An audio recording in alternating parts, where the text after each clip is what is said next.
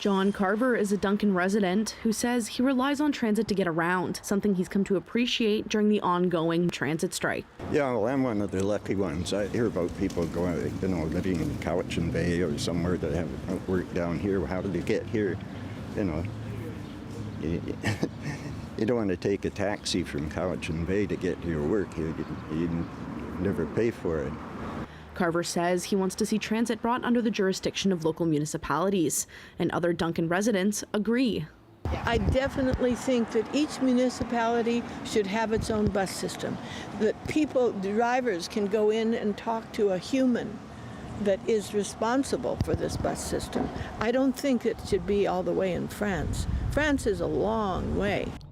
The strike between local bus drivers and the France-based Transdev, who has been contracted out to operate the service by BC Transit, began on February 8th.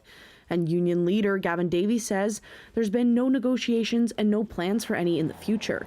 The union is waiting to see if a special mediator will be appointed, just as was needed to resolve strikes in Whistler and the Fraser Valley in recent years. They're standing by what their demands are. The morale is good as far as that's concerned, but they're frustrated that the employer didn't agree to this process weeks and weeks ago.